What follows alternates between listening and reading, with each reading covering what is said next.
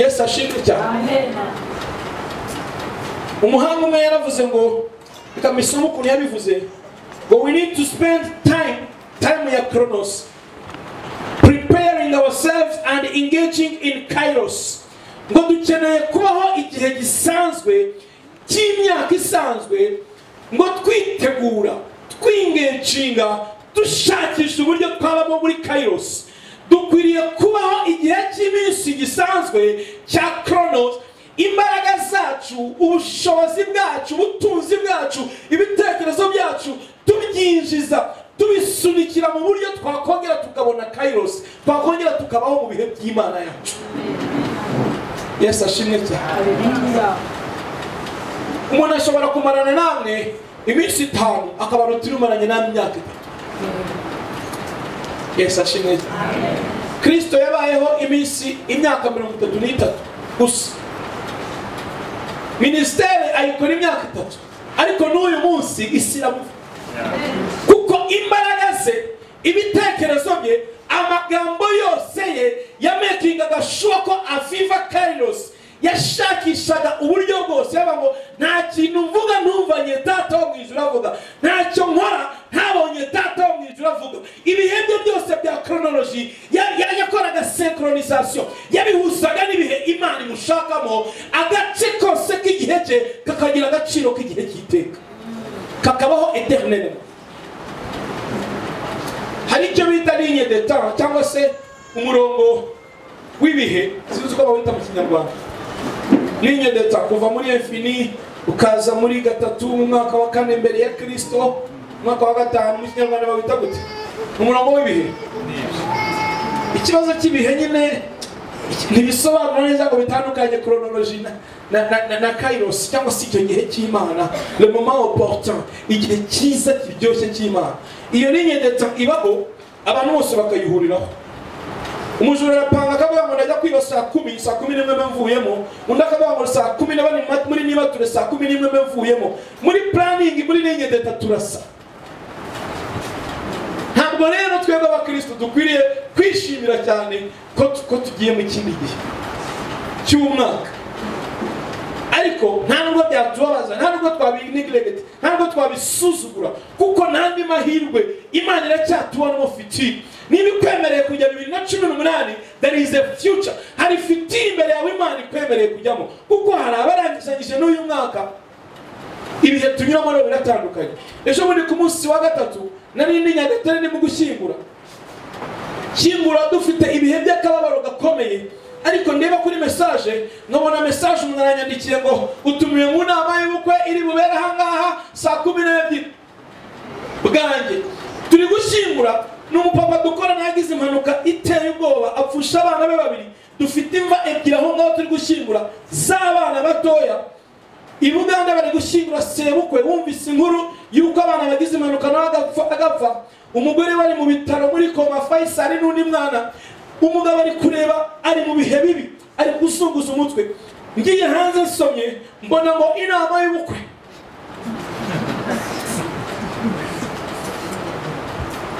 Yesu ashimwe cyane. Ariko itariki n'imwe amateka kuri ligne de temps arandika ngo ku itariki 31 hari umuntu wakoze igihe wari urahangaha. Ibyo ntibisibika ntibihinduka. Umukristo akwiye gukora urugendo atekereza ngo nubwo ngiye ku itariki ya mbere ngigezemo zo kwa mbere 2018, ese ne moma ndi kubamo nizihe? Ese Imana mu buzima bwanjye iri gukora iki? Ese mfite mategemeyo ya? Ese mfite expectations zihe? Ndi kwinjira mu mwaka negemeye iki, cyangwa se ndi kubamo mu bihe nge n'Imana n'umuremyi wanjye. Yesu ashimwe cyane. Du célébrer anniversaire, bamwe utayi bafetera intambara ikarota, ariko se dufata igihe cya reflexion. Yesu wacu ashimwe cyane.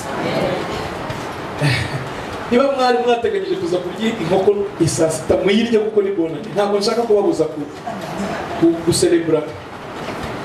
Anyu ndumiye naza nkagufasha. Yesu ashimwe cyane. Sindi gutesha agaciro igihe chronologique kuko Imana yagishyize. ariko Imana ishoboye kugukorera ibintu izagukora 2019 ikabigukorera uyu munsi. Umuntu wakoze isaha watangije horloge yitwa Taylor yaravuze ngo Imana ngo igihe chronologique ngo it's a God invention to keep everything happening at the same time. Ngo ni igihe gusa muri ikintu Imana yashimbye ngo kugira ngo ibuze ibintu byose kubera umunsi umwe, kuko mu ijambo ryayo yashobora ko ibintu byose bibera umunsi umwe. Bireba mu munsi umwe Imana yarabyutse ngo ibona isi nta kintu kiriho, ngo nta shusho yari ifite, ngo yari iriho ubusa gusa, ngo irangije iravuga ngo habeho inyanja ibaho, irangije iravuga ngo ibona ko ari byiza, ngo habeho imisozi ibaho, irangije iravuga ngo habeho izuba ribaho, iravuga ngo hatandukana umucyo n'umwijima, biratandukana, iravuga ngo amazi atandukanye n'ubutaka, biratandukana. Yashoboraga kuvuga mu ijambo rimwe ibintu byose bikabaho. Uyu muhanga rero amaze gukora isaha bamuhaye Prix Nobel bamuhembye ibintu byinshi, aravuga ngo the time, the chronos, but it's God invention to keep everything happening at the same time. Ngo ni ikintu Imana yaremye gusa irakemvanta ngo kugira ngo ibintu byose bitabera umunsi umwe igihe kimwe. Hajyaho ibiba kuwa mbere, habe ibiba kuwa kabiri, kugira ngo ubwenge bwacu bugufiya bubashe byibuze no gushima no kubona no kubasha gusobanukirwa imirimo y'Imana. Yesu ashimwe cyane.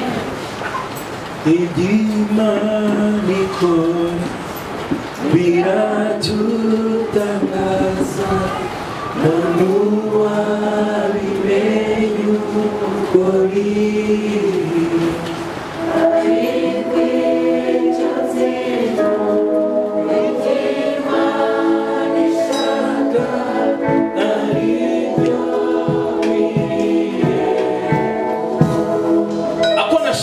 Ukavuga ngo nta n'uwabimenye uko biri, kandi yaguhaye kuva ku wa mbere, wa kabiri, wa gatatu, mu mwaka wa mbere, wa kabiri, wa gatatu, wa kangahe sindi buvuga iyo tugezeho bivana n'iyo ufite, ariko uracyatangara imirimo yayo. Idashyiraho chronos bikabera umunsi umwe, byari kugucanga burundu. Yesu ashimwe cyane. Ndacyari muri chronos na kairos, ndabivuga gutya kugira ngo ne kuguma nsemura buri kanya. Ndi kuvuga ngo ligne de temps, uwo murongo w'ibihe wandika amateka adasibika kandi aguma, ariko uko abantu bayabamo biratandukanye. Umuntu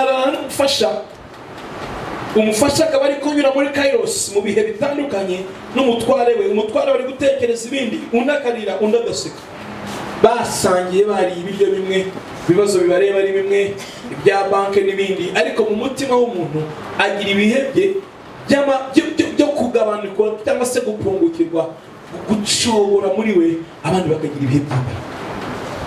Nawe wisuzumye mu myaka yawe, hari yabaye juste chronos gusa, urareba ugasanga nta kintu wakoze mu myaka 20, ariko muri 3 wamenye Imana, muri 3 wakangutse, muri 3 wahagurutse, ukabona exploit, ukabona ibitangaza, ukabona wakoze ibintu bikomeye, kubera ko wari sobanukiwe. Umenya ko igihe atari ku wa mbere, ku wa kabiri, ku wa gatatu, umenya ko igihe ari ibintu Imana ishobora kugukoresha, ari icyo Uwiteka yakora mu buzima bwawe, ari icyo Uwiteka yakorana nawe. Yesu ashimwe cyane. Reka dusome ijambo ry'Imana mu gitabo cya Ecclesiastes cy'umubwiriza. Navuze amagambo menshi ntarajya muri Bibiliya mutaza kwivuga. Naguye mubwiriza 3:11.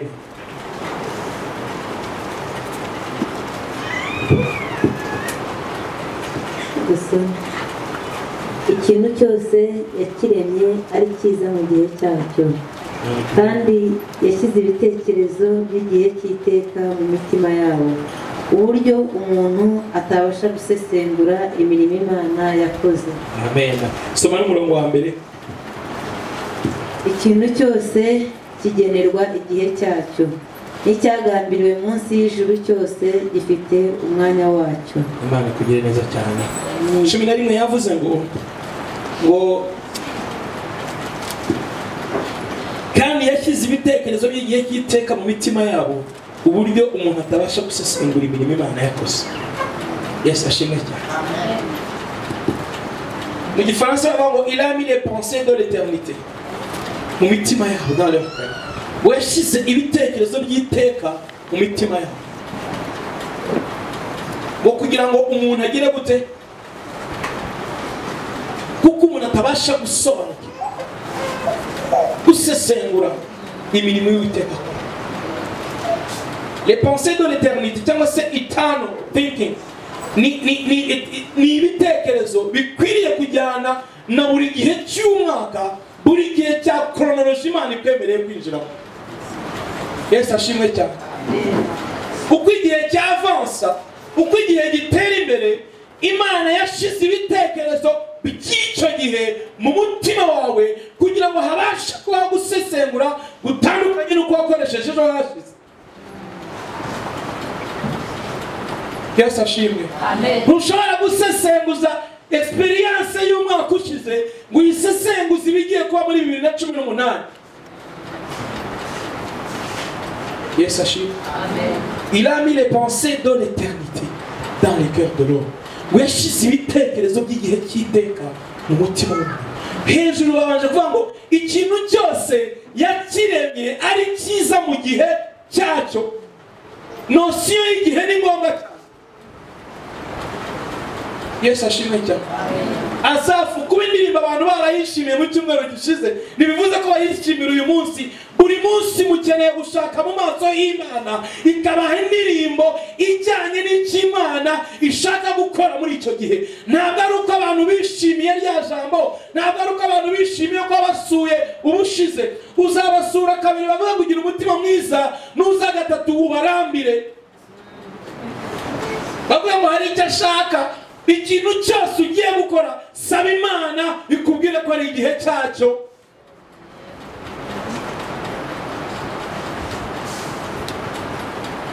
Yesu ashimwe cyane. Ubwira umuntu ko umukunda akabyishimira, ubwa kabiri akabyishimira, ubwa gatatu akavuga ati ngo birebe ushaka iki.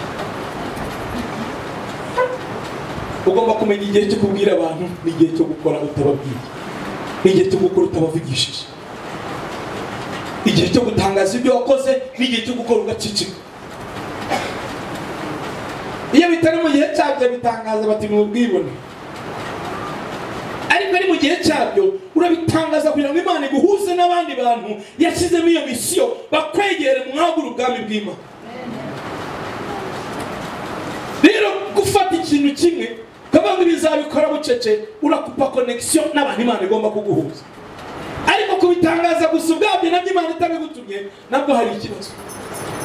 Ikintu cyose Imana yemera ko kibera mu gihe runaka, haba hari grace, haba hari ubuntu bw'icyo kintu uwo munsi butazakora kuri icyo kintu ejo hazaza.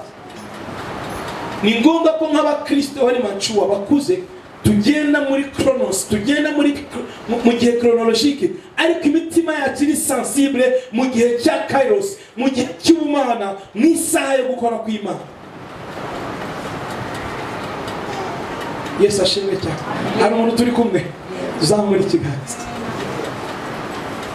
La sensibilité yo mu bihe, kuba sensible mu bihe.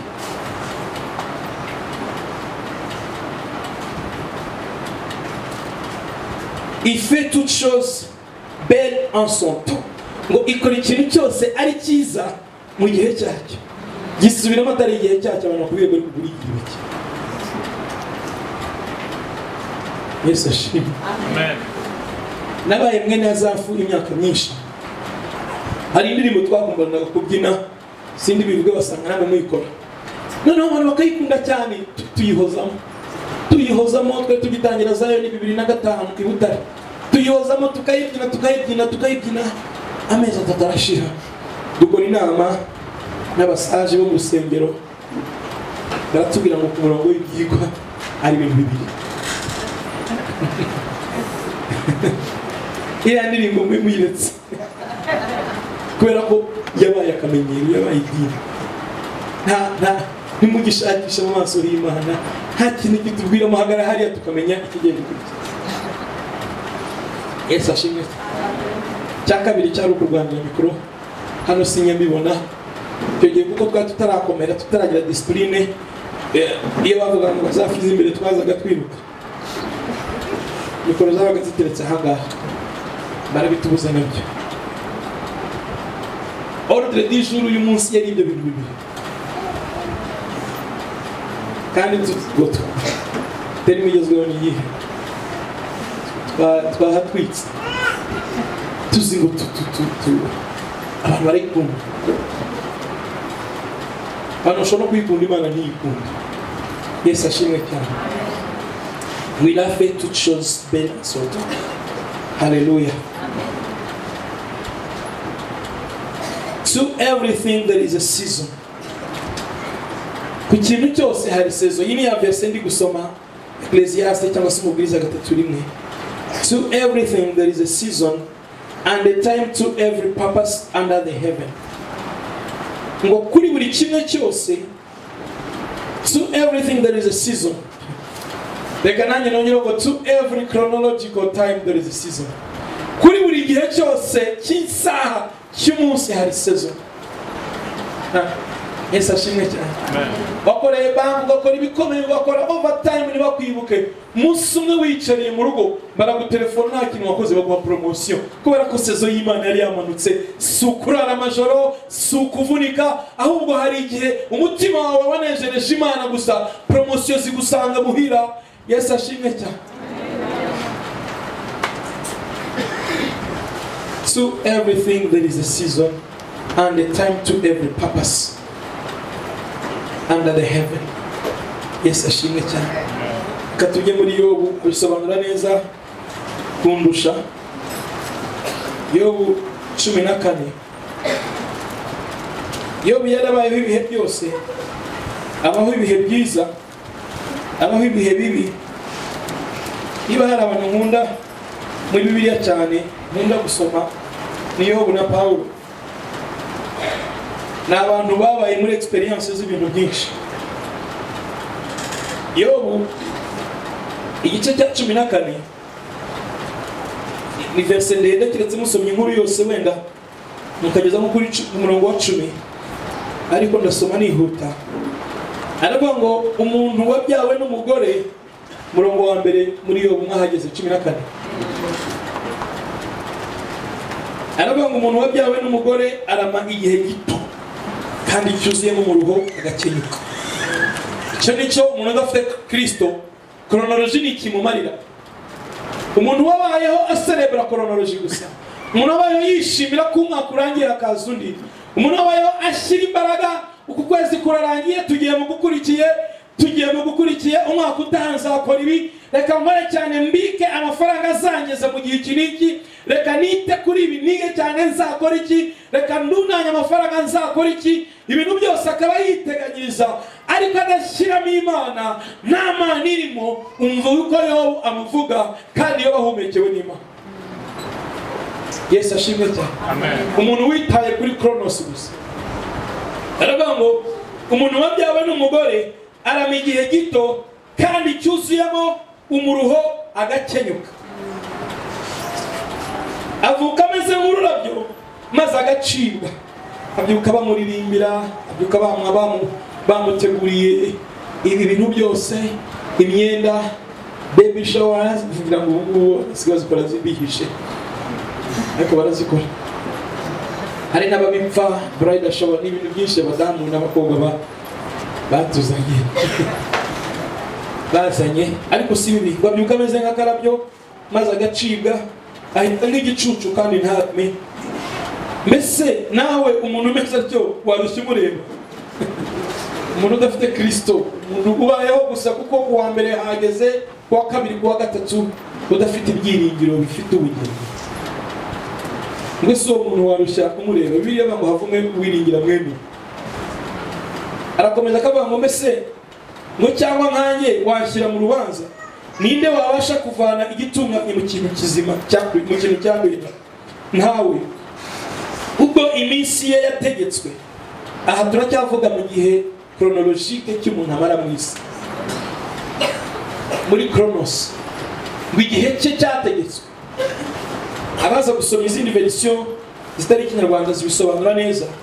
Ubwo iminsi ye yategetswe, umubare w'amezi ye ugategekwa. Yesu ashimwe cyane. umubare w'amezi azamara kuri iyi si ugategekwa n'iminsi ye bikajyaho, kandi ukamushyiriraho urugabano atabasha kurenga, barriers, ahantu atazarenga. Yakozwe n'intumwa bivuga neza, aravuga muri 17:26 ngo yaremye abantu bose ibakuye mu muntu umwe, ngo ibakwirakwiza mu isi yose, ngo kandi ibashyiriraho ingabano z'aho batura, ngo ishyiraho bariyeri, ishyiraho imigabane ahantu batura, mbere bakwiza ariko ibashyiraho ingabano, ngo ahari kugira ngo umuntu wese ashake Imana ngo akabakabye, ngo kuko niri kure y'umuntu wese. Yesu ashimwe cyane.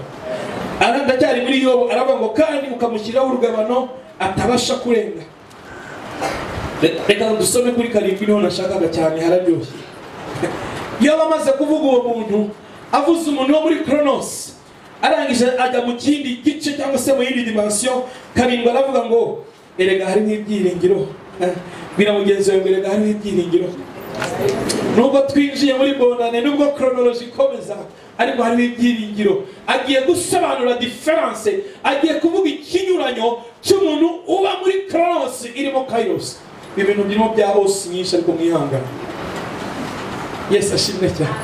Aravuga ngo erega hari ibyiringiro yuko igiti iyo cyongeye gutemwa, iyo gitemwe cyongera gushibuka kandi kikajya kigira amashami y'imitontome. Nubwo umuzi wacyo usazira mu butaka, n'igishyitsi cyacyo kigahera mu mukungugu, ngo iyo cyumvise amazi cyongera gushibuka. Yesu ashimwe cyane. Kigatoha nk'igiti kigira gito, ngo ariko umuntu we arapfa akagendanira ko. Yesu ashimwe cyane. Iyo cyumvise amazi, yatangiye avuga ko umuntu muri chronology gusaza, kukuruha, kuvumwa, gucibwa, arangije aravuga ngo ariko Yesu ashimwe cyane. Ariko nubwo umuntu aba muri iyo chronology, hari akajambo kavuzwe ngo ariko, ngo hariho ibyiringiro iyo kigiza gute, iyo cyongeye kubona amazi. Yesu aragenda, umugore abwira ati wampaye amazi. Umugore atangira kumuha ibisobanuro byo muri chronology by'amateka. Yesu aramubwira ngo uramutse ubonye ku mazi ntanga, ngo iyo cyongeye kubona Kristo, iyo cyongeye kubona utanga amazi y'ubugingo, iyo cyongeye kubona mw'iriba ridakama, ngo cyongera gushibuka, kiva muri chronology kikajya mu bihe by'Imana, kikajya mu bihe bya Kristo, ibihe by'umunezero. Yesu ashimwe. Ndakwifuriza ibihe bya Kairos, ndakwifuriza 2018 bizakubera ibihe by'ubumana, ibihe byo kuryoherwa, ibihe byo kunezerwa.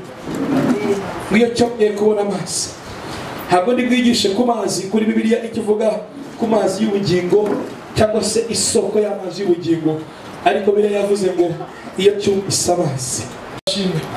Navuze ngo bera n'abamarayika biberaho muri Kairos gusa, ntabwo bari guserebera 2017, ntabwo bari babereho igihe cy'Imana, babayeho mu isaha y'Imana.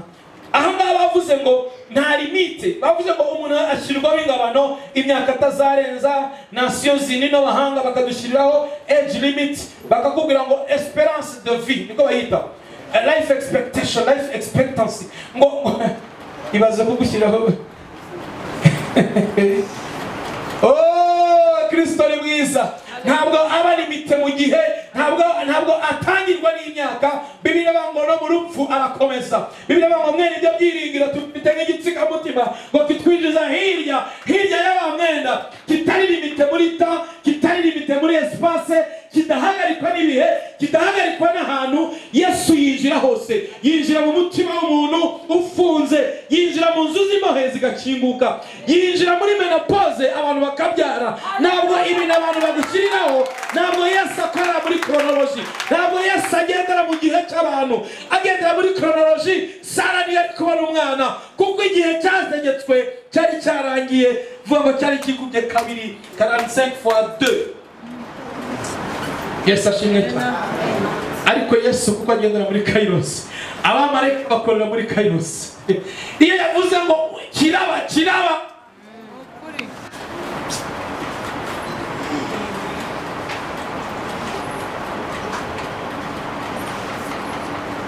ari ministeri yitwaga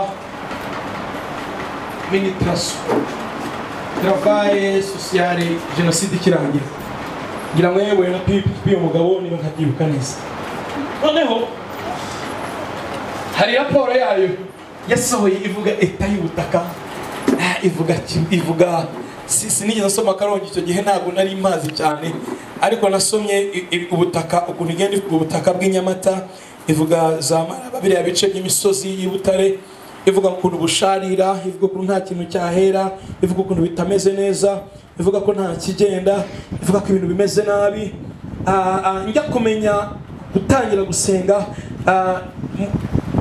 najyanye n'abakozi b'Imana Nyamata, bagenda bahanura bavuga ibintu byinshi, ngira ngo mu marugamba bari batize imodoka ndabatwara, bagenda bahanura imvura, bahanura ubutaka, bavuga ibintu bizagenda neza, ni ba Apotre Gitwaza n'abandi bantu bavuga ngo ahantu hazere, bavuga nari ndi umupagani mubisi, nari mfite background idatuma mpfa kwemera ibintu umuntu avuze, nari mfite amateka atapfa gukangika, nkagenda mbareba gusa mu ibintu bavuga.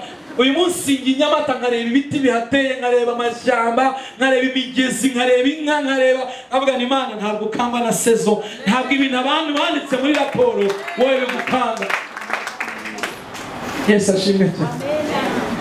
Igihe kimwe baraza baravuga ngo umukozi w'Imana murareba ukuntu turi ahantu heza, ngo n'uyu musozi uri ahantu heza, n'uyu mujyi ngo ariko amazi yaho ararura, ngo kuko iriba ryaho rirarura. Bari barabyakiriye babifata nk'uko amateka yabyigishije. Umukozi w'Imana avuga ngo ni mumpereze imperezo, ngo ni mumpereze n'umunyu, ngo agenda ajya ku isoko araharongora, ngo amazi yaho n'ubugingo n'ubu abantu barayanywa aguwe neza. Yesu ashimwe cyane. Iyo ugendera muri Kronos mu bihe by'imyaka, ugendana na limitation zabyo, ugendana n'inzitizi zabyo na bariyeri zabyo. Ibihe by'imyaka birakubwira ngo mukobwa imyaka 28 utarashaka ufite ikibazo kubera ko birakomeye, ariko 28 imyaka y'abamarayika ntabwo tuyizi, bafite imyaka ihoraho. Iyo ukorana n'ubumana ntabwo ugira age limit, ntabwo ugomba gukora ibintu ku gitutu cy'imyaka OMS yashyizeho.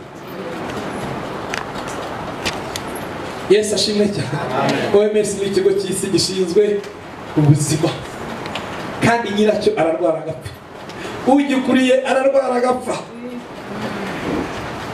amushyingura tukavuga ngo nyakwigendera kanaka wari ukuriye OMS, World Health Organization, agapfasha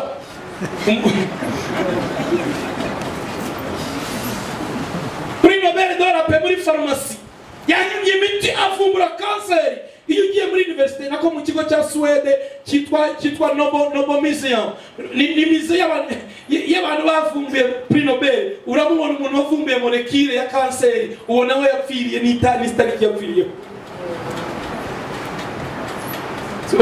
Ntabwo yishwe na kanseri ariko yarapfuye,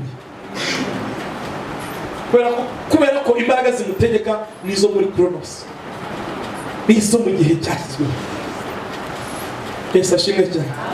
Simvuga ko tutazapfa, ariko nyiri ubugingo ari muri twebwe. Tuzapfa dusize amateka, kandi gupfa kwacu n'igihe twakwimurwa ku bizera Imana, no kwimurwa kuko tuzabana nawe iteka, tukaranira ubugingo bw'iteka. Igihe cyacu tugikoreshe neza kugira ngo no muri Kairos tuzagumane n'Imana. Yesu ashimwe cyane. Medical reports, abaganga bamuhaye raporo ngo iyo ndwara idakira, abantu bagateranya amafaranga ngo bajye mu Buhinde, bayatanga bajya mu Buhinde, kandi mu Buhinde nabo bafite imva, they die also, bo barapfa. Yesu ashimwe cyane. Imana itagukijije nta Muhinde bagukiza.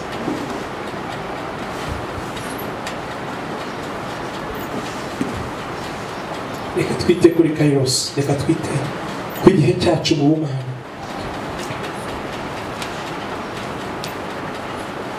Iyitegetse birakora, iyo ivuze biraba, yategeka bigakomera,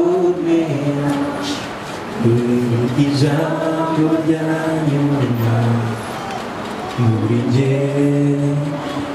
Ntabwo ishobora kuvuga ngo na muganga avuge, ishobora kuvuga ngo nanjye mvuge. Banki ntishobora kuvuga bank statement ngo n'Imana ivuge. hagomba kuba kimwe gitegeka ubuzima bwawe. Yesu ashimwe cyane. Amen. Ese hari icyo twakora kugira ngo chronology yacu ibemo kairos z'ibihe byose? Ese biri mu maboko yacu kambaze gute? Cyangwa turategereza Abanyarwanda bavuga ngo gibagarira yose? Nunu reka njye kwa pastori, niba njye mu bapfumu, niba njye mu bascientiste, ahari Dieu n'est pas l'une des solutions. Imana ntabwo ari kimwe mu bisubizo byacu. Imana niyo gisubizo, ntabwo igomba gushyirwa ku murongo w'ibyigwa bishakishwa. Yesu ashimwe cyane. Ese hari ikintu umuntu yakora kugira ngo ye kubaho gusa ategereze kuwa mbere, kuwa kabiri, kuwa gatatu? Reka mubwire, nubwo twishimira bonane, ariko nubwo utangira indi sezo y'imiruho iyo udafite Imana. None se ni bonane ya mbere ugiye kurya? Ni iya kabiri se? Ni iya gatatu se? Ni iya kane se? Wenda iya kane hari abantu bari mu hano bagiye kurya. Ariko abandi twese amwe mufite n'isoni zo kuvuga ni iya kangahe? Ikuryohera uwo munsi ugaserebura gusa, bugashyira gusubira muri rutine, bugashyira banki yongera kukubwira ngo ariko bite ubwo n'uwagira ubuntu bwo kubona ideni, kuko nabyo bisaba kriteri. Iyo userebura ugashaka kubireba gusa mu rwego chronologique, uraserebura nyine kagihene n'inkoko ubabibona, hanyuma ukongera ugasubira muri gahunda. Ariko reka dusome Abefeso igice cya 5. Abefeso igice cya 5 ahageze murongo wa 15 na 16. Ngira dusomere cyane. Nuko mwirinde cyane uko mugenda, mutagenda nk'abatagira ubwenge, ahubwo mugende nk'abanyabwenge, mucunguze uburyo umwete, kuko iminsi ari mibi. Nuko ntimukaba abapfu, ahubwo mumenye icyo umwami wacu ashaka. Amen. Amen. Bire neza ngo usinziriye we kanguka, Kristo abone uko akumurikira. Yesu ashimwe cyane. Mu yandi magambo hari lien, hari link, hari uhura ukuntu umuntu ashobora kwiberaho muri Kronos gusa atagize icyo akora, Kristo ntabone uko amumurikira. Yesu ashimwe cyane. Biraba ngo wisinzira, wiryoherwa nuko mu kwa mbere hazaza kuwa kabiri, nyuma yo kuwa kabiri hakaza kuwa gatatu, nyuma yo kuwa gatatu hakaza kuwa kane.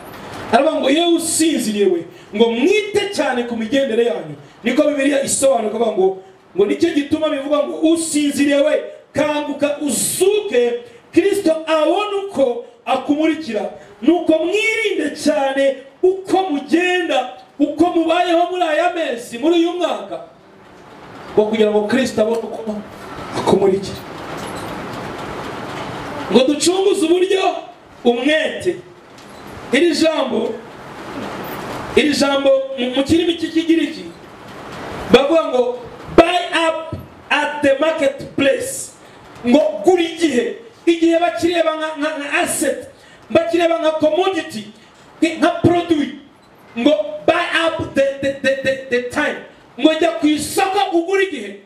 Bibiliya ikivuga gucunguza uburyo umwete ni terime abarokore dukunda kuvuga, ariko ntabwo tumenya neza origine yayo. Reba ngo mugure igihe, buy up the time at the marketplace. Mu Kigiriki bararisobanura neza mu magambo ari amplifié, ngo time in this case is seen as a commodity.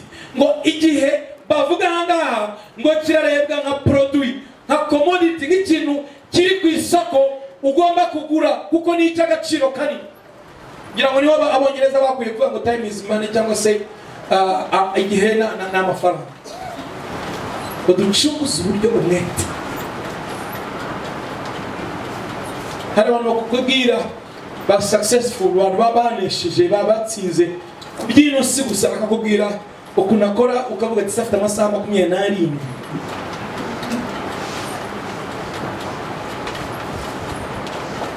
Iki ngiki abahanga bo mu isi baragishoboye. abakire bose kera nakundaga kureba uburyo abakire bakora business, hakunda gusoma ibitabo bya business management, business development, investment n'ibiki, ama principe ya investment.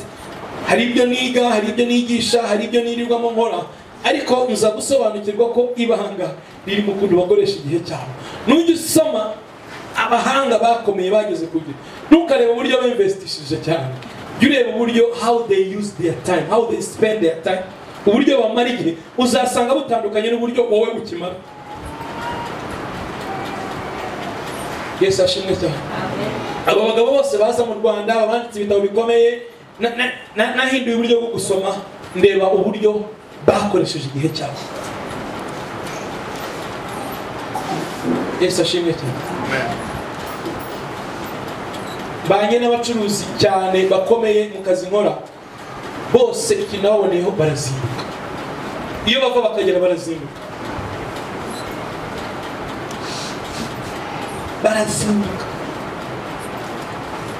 nkaba no ku zindi groupe za WhatsApp z'abantu twiganye kandi bakomeye. Yesu ashimwe.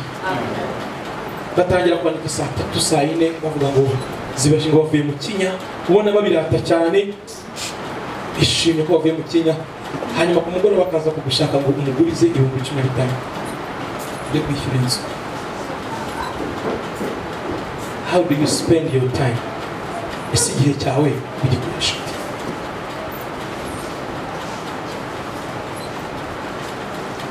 Jambo rimwe nabo ngo nkwiriye gukora ibyo data yantumye hakiri kuma yakibona.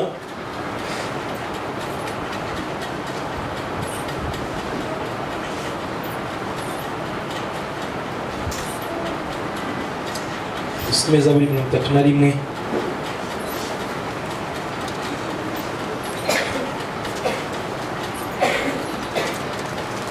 Sera abantu barengeje imyaka 20 hano tuzamera ibiganza. Nafatiye turi benshi.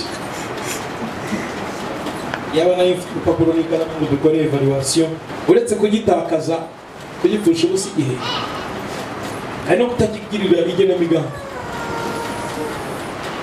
It's always a free time for you. Kandi abo bantu Satani zikubakoresha zikuexploit. Arivuze ngo Zaburi 31 15 abani 16. Ibihe byanjye biri mu maboko yawe. Yesu ashimwe cyane. Agace ka mbere gusa, my times are in your hands. Ibihe byanjye ahangaha biravanze, ibihe bya chronology na le moment pasa ubayeho.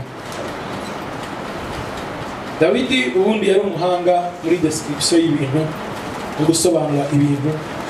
Ni umupoete w'umwami, ari intelligent, umuhanzi, ariko ibintu bimwe biri bisobanura bivuga ngo ni ibihe, my times.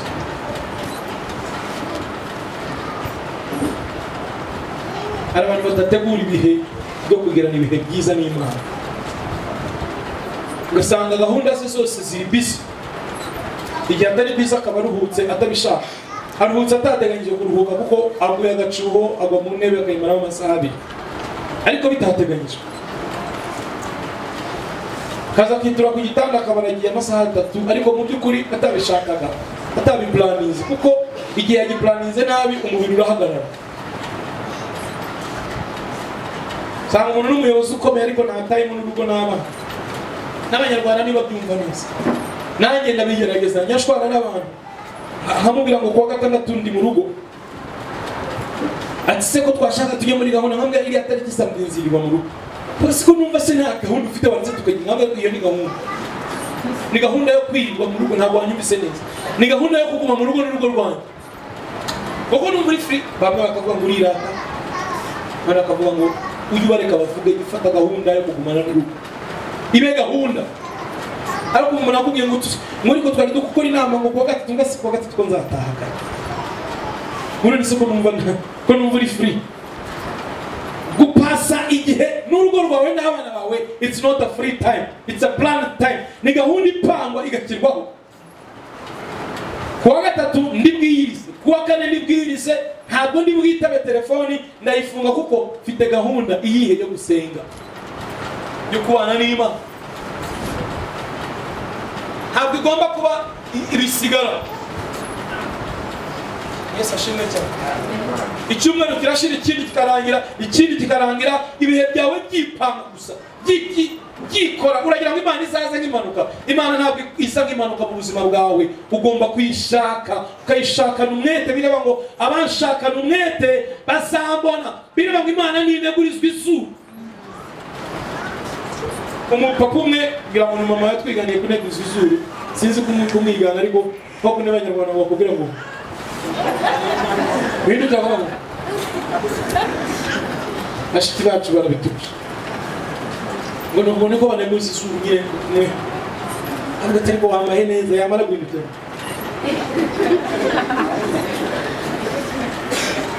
Imana ntinegurizwa. Mushaka kwibwira ngo Mana ndagukunda, ibihe byanjye mara gutekereza nizwe ngo rero iyo wese ko ngiye kwigiraga iramenya se ko ngiye kwigirira ngo ntinegurizwa isura. Iyo ishaka bimenya ko ishaka, iyo bikuzindura irabimenya ko bikuzindura, niyo bikugwiririye irabizi ko bikugwirira. Hari abantu bagwirirwa n'ibihe byiza, agataha agasanga ku bwa aksida Bibiliya irafunguye akayirebamo, yakwicara accidentement agakubitana n'ijambo ry'Imana muri televiziyo accidentement. Rishobora kugufasha, ariko Imana yacu ni Imana ya gahunda, si Imana y'impanuka. Ntushobora kureka ibyo wari urimo kujya kuyishaka rimwe kabiri ngo ureke kuyibona.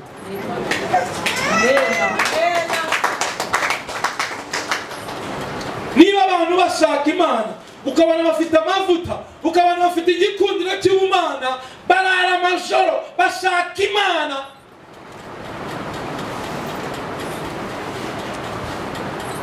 igihe cya faveri ni igihe cy'ubwana mu gakiza.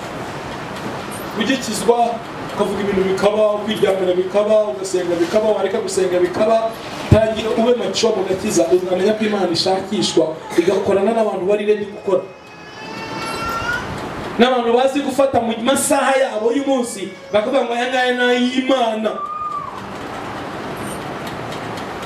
Ujya mu nama irimo gafana, umuvuga atabari hano hafi, ukazimya telefone, irimo meya ukazi, irimo perezida yo ntabwo wewe ukomera kwinjira, ariko ufite iminsi 3 y'amasengesho, WhatsApp iri on, Facebook iriho, telefone iriho, ibintu byose biriho, ngo utaza kugira appel important bakakubu important na munaga bakubuze se Imana yo yakubonye. Ubose ko wayifunguye umwaka ukabura shize izo appel ko zitaje, kuki wayifunga umunsi umwe iminsi 3 izo appel important zikaza?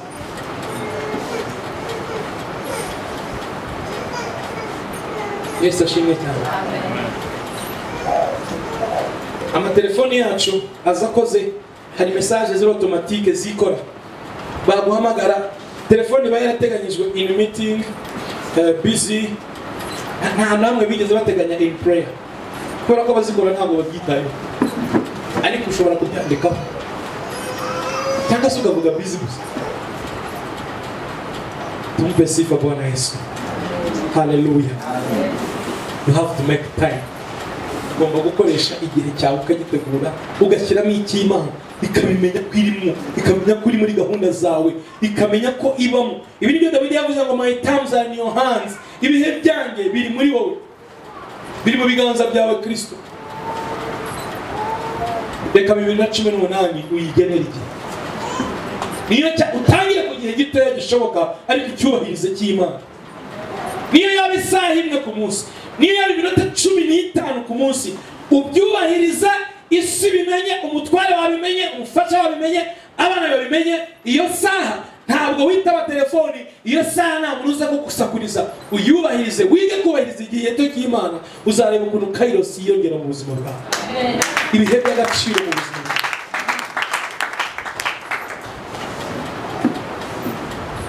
Ariko tuyiha bisigarira na ukuntu byita mu Kinyarwanda accidenté. Ni kuri Noheli, ni kuri Bonane, ugakubitana n'ijambo ry'umuvugabutumwa, ukabugiza Imana, ukabeshwaho n'ibyo ngibyo. iminsi myinshi.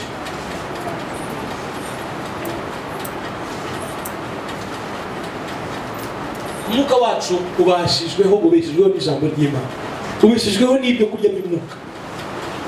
Urabyibuha, ugasonza, ugakena, ukarwara, ukadindira, ukagwingira, cyangwa se ukabyibuha ukagira ubuzima bwo mu mwuka bwiza. Kandi iyo uguwe neza mu mwuka, yewe niyo utarya, niyo umuntu aguwe neza mu mwuka araryoha no muri sosiyete. Uko byagenda kose, umuntu uryoshye mu mwuka, umuntu uryoshye muri Kristo, abo umukene, abo umukire, abantu ari kumwe nabo bagubwa neza, araryoha. Yesu ashimwe cyane. Amen. Reka nkubwire niba ushaka test y'umwuka, gupima umwuka mu muntu ntabwo ari ukuvibra, ntabwo ari attendance zidasiba mu materaniro, ni uburyohe no mu bisanzwe no mu magambo asanzwe atavuze Kristo, uburyo yitwara muri sosiyete, uburyo afite umunezero mu mutima, bigaragaza karite, bigaragaza kairos, kugenda kw'Imana mu buzima bwe. Ushobora gucikwa, ahubwo wacitswe n'ibyo wari waziritse, ariko byari birimo, byari bikurimo. Bwana Yesu asifiwe sana. Tugomba kugira ibihe bya karite byanze bikunze. Hashize imyaka 20, hashize imyaka 25, umuntu akabaho nkaho jenoside iri kuba uwo munsi. Kuko les temps zibika ibi, zitubikiye amateka. Iyo zikikugenga, zikongera zikagera, urongera gasubira muri ya mateka. Ariko dufite Kristo ugenga ibihe, dufite Kristo utegeka ibihe, niwe nyiribihe, n'umwami nyiribihe, n'uwiteka nyiringabo. Ushobora kunyura mu gihe cy'ibibazo muri sosiyete, ariko mu mutima wawe Zaburi ya 84 kivuga ngo hahirwa abafite uwiteka, inzira z'igisiyoni mu mitima yabo, ngo abafite imbaraga mu Mana, ngo hahirwa abagufitamo imbaraga, ngo kuyo bageze mu gikombe cyitwa Baka, ngo bagihindura ahantu h'amasoko, hakongera hakagubwa neza, kuko muri bo bafite inzira z'igisiyoni mu mitima yabo. Iyo mpamvu umuntu yizihiza anniversaire akongera akaryoherwa, ntabwo ari ukwibuka urupfu akongera akaryoherwa, kubera ko mu gihe harimo imbaraga. Ariko ijambo dusoreza muri uyu munsi, tujya kuvuga kuri handover y'ibihe. Ibihe bigomba guhandinga over ku bihe bishyashya. Ibihe bigomba kugira remise reprise, guhererekanya. Haleluya, Yesu ashimwe. Ibihe byo muri 2017 bigiye kubwira ibya 2018 ngo tukuzaniye umuntu wahindutse, tukuzaniye umuntu wamenye agaciro k'igihe. Amanywa, Bibiliya ni kuvuga muri Zaburi, reka tuhasome niho tugiye gusoma. Yesu ashimwe cyane. Ngira ngo ni Zaburi ya 19, Bibiliya iravuga ngo amanywa, ariko wari uzi ko ibihe bitanga raporo, bikora handover. Zaburi ya 19 wahageze.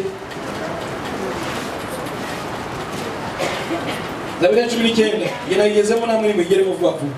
Ijuru bivuga icyubahiro cy'Imana. Kugena uwo gukurikira. Isanzure ryerekana imirimo y'intoki zayo. Amanywa abwira andi manywa ibyayo.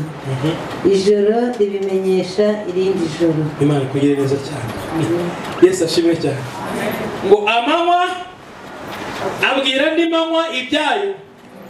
Le temps donne rapport. Amanywa afite ibyo kubiki, ibyo wirirwamo nabyo bifata amateka yawe. Ngo ijoro rigira gute? Ribimenyesha irindi joro. Yesu ashimwe cyane. Reka tuze kugira ijoro ry'amateka uyu munsi. Reka rimenyeshe 2018, ijoro rya 2017 ryanyu mugiye gupasa.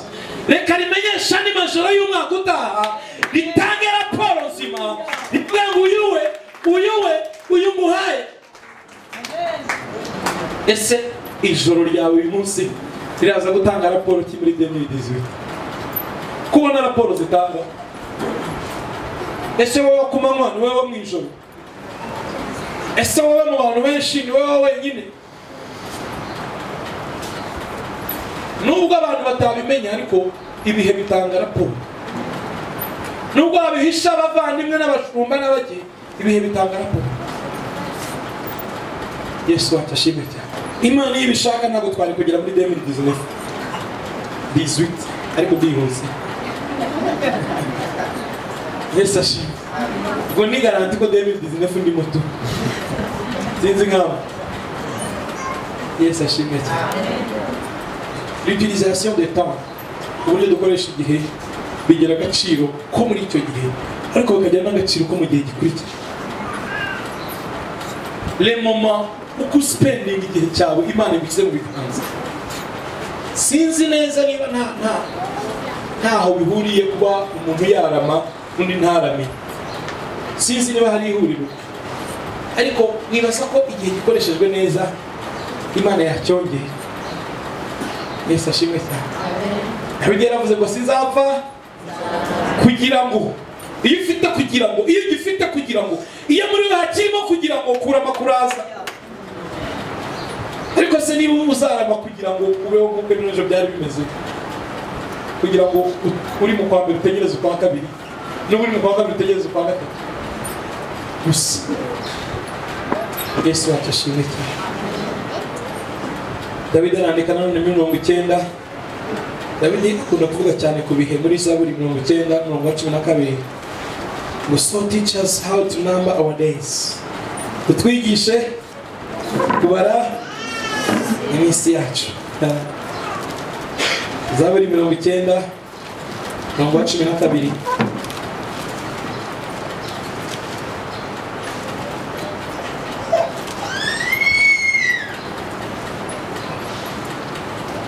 Dusomera aho ngaho 12 gusa.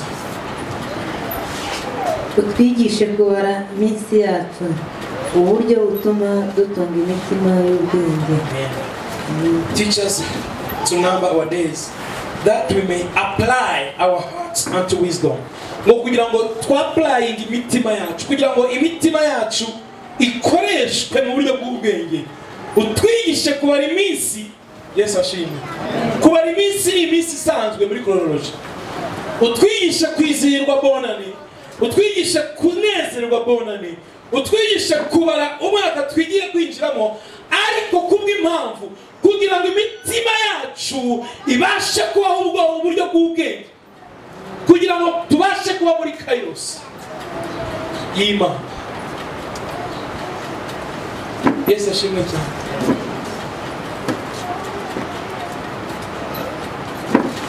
Hari ababara iminsi kugira ngo bafite anniversaire, kugira ngo bandike muri agenda, kugira ngo wenda banakore n'indi mishinga myiza. Ariko Bibiliya iravuga ngo abakristo basabira isengesho ngo twigishe kubara iminsi yacu, uburyo butuma dutunga imitima y'ubwenge. Reka nkubwire ko buri bonane nubwo tuyizihiza itwegereza umunsi wo kuzataha. Ko biri kose buri mwaka wiyongereyeho uragabanya iyo usigaje kubaho. Byishimire n'ubyishimire, ubishake n'ubishake, buri gihe babyongera ujya munsi. Sibyo bene data? Joyeux anniversaire rero. Ko mutikirije. Buriya joyeux anniversaire ibe kubwira muri ndi jambo kavuga ati inane domo. Ifu hari undi mwaka uvuyeho kwegereza urupfu rwawe. Sicyo bivuze se. Ariko ku rundi ruhande hari undi mwaka dusatira kuzabona Kristo. Hari undi mwaka wiyongera kugira ngo isi izakurweho tubane na Kristo buziraherezo. Mu buryo bwa chronology ntacyo bitwaye ni byiza, ariko mu buryo busanzwe mu buryo bwo kongera imyaka. Iyo umwaka wiyongereye mu buryo bwa chronology, hari level ya maturité iri expected, hari urugero rwo gukura ruba rudutegerezwaho. Yesu ashimwe cyane. Yaba mu gakiza, yaba mu mivugire, yaba mu migendere, ibi biratureba twese turi hano, abakuru n'abato n'impinja. 2018 iraje kugira ngo tubwire ngo hari urwego rwo gukura tugutegerejeho, hari urwego rwo kubona ibintu tugutegereje. Isi irakubwira ngo winjiye mu wundi mwaka kugira ngo ukure. Niyo Pawulo yanditse arandika arababwira ngo kera nkiri umwana nakoraga nk'iby'abana, ngatekereza nk'iby'abana, nkibwira nk'abana, ngavuga n'abana, ngo ariko maze gukura kuva mu by'ubwana. Yesu ashimwe cyane. Twizihize undi munsi mushya tuvuga ngo tuve mu by'ubwana. Ni opportunity Imana itwongeje 2018 kugira ngo tugire ibintu bimwe by'ubwana dusiga muri 2014. Tugire langage zimwe zisigara muri 2014. Tugire amagambo amwe n'imivugire imwe irangirana na 2014. Tugire imyizerere imwe irangirana na 2017 kugira ngo dusingire ibishyashya. 2018 reka duhaguruke.